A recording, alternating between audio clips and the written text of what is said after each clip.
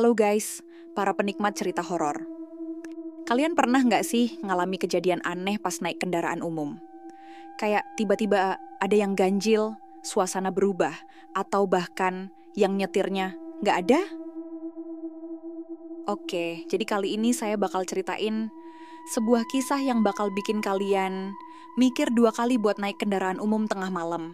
Ini kejadian bener-bener mind-blowing banget deh, dan pastinya bikin merinding.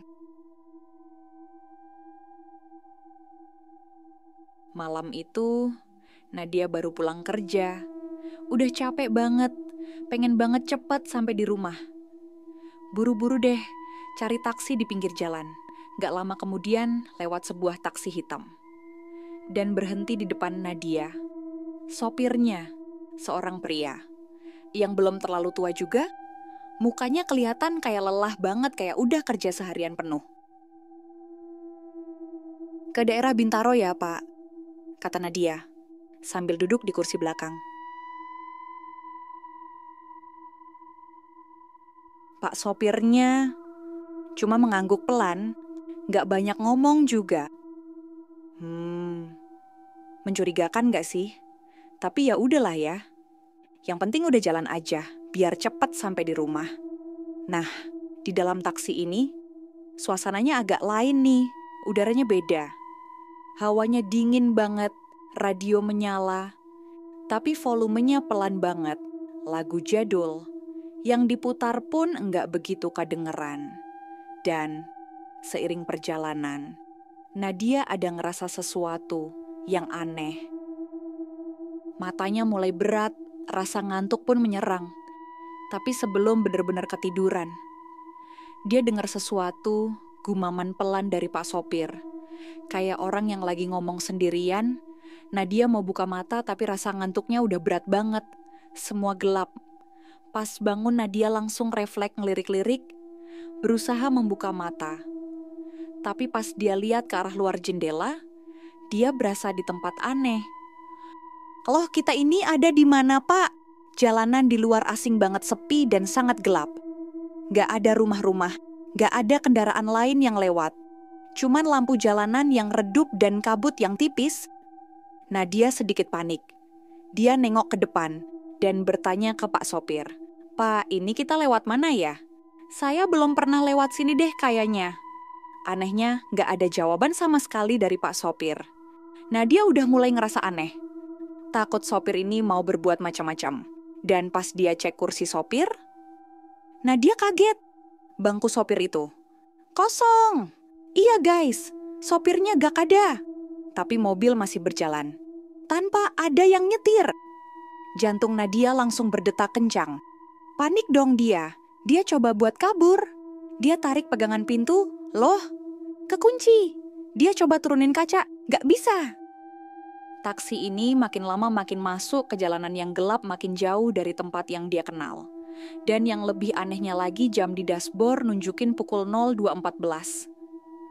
Gak berubah sama sekali saat dia naik tadi. Seolah-olah waktu berhenti. Di tengah kepanikannya, tiba-tiba ada suara pelan dari kursi depan. Sebuah bisikan. "Jangan turun dulu, perjalanan kita belum sampai tujuan." Nadia langsung diam membeku. Itu suara yang sama suara sopir yang tadi bawa dia. Tapi di depan tuh beneran gak ada siapa-siapa. Dengan tangan gemetar, Nadia coba cari sesuatu di sekitarnya. Dan dia nemuin sebuah map berisi berkas. Ada nama yang tertulis, Hadi Sutanto. Di sampingnya foto seorang pria berseragam sopir taksi. Itu, sopir yang tadi nyetirin dia. Nadia makin gemeteran. Dan ada sebuah koran. Di bawah kursi halaman depannya memuat berita tentang sopir taksi tewas dalam kecelakaan. Hingga kini jenazahnya tidak pernah ditemukan. Nadia lihat foto seorang korbannya. Dan itu sopir ini. Tiba-tiba mobil melambat, lalu berhenti. Nadia gak mikir panjang lagi. Dia coba buka pintunya dan kali ini dia berhasil membukanya. Dia langsung jatuh ke pinggir jalan. Begitu dia turun mobil itu menghilang begitu saja. Namun misteri taksi ini belum selesai. Beberapa waktu kemudian 2 orang teman Nadia, Arman dan Rudi, memutuskan buat cari tahu lebih jauh. mereka mendatangi rumah milik Hadi Sutanto. Dengan membawa seorang paranormal, buat berkomunikasi dengan arwah yang mungkin masih terjebak di dunia ini. Di dalam rumah itu suasananya benar-benar mencekam. Paranormal itu mulai melakukan ritual kecil. Tiba-tiba dari luar rumah terdengar suara. Klakson taksi. Arman menelan ludah. Dengan hati-hati dia mengintip dari jendela. Kini taksi yang membawa Nadia sudah ada di depan rumah.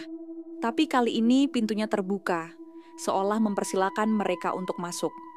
Paranormal itu memejamkan matanya dan merasakan sesuatu. Dia masih mencari jawaban. Arman dan Rudi saling pandang. Haruskah mereka naik? Dengan penuh keberanian, mereka masuk ke dalam taksi.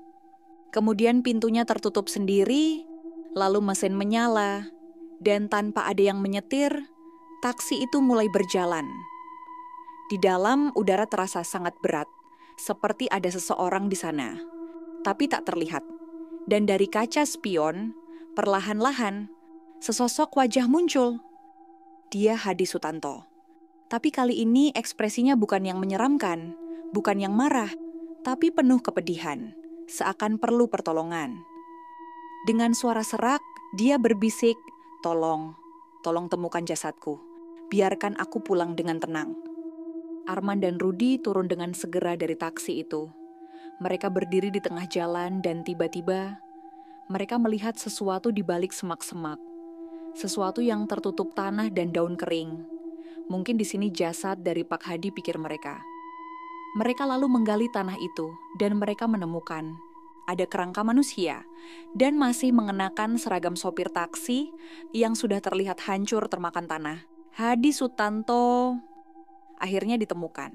Malam itu polisi datang dan investigasi dibuka kembali. Dan sejak saat itu taksi hitam yang berkeliaran tanpa sopir itu akhirnya nggak pernah kelihatan lagi. Tapi bagi Arman dan Rudi, mereka tahu ada banyak misteri lain di luar sana yang masih menunggu untuk diungkap. Jadi, gimana menurut kalian? Apakah arwah Pak Hadi Sutanto akhirnya bisa tenang? Atau mungkin ada sesuatu yang lebih besar dari ini? Tulis pendapat kalian di kolom komentar ya guys. Dan ingat guys, kalau naik taksi malam-malam, pastiin lagi ada yang nyetir atau enggak ya. See you di cerita misteri berikutnya.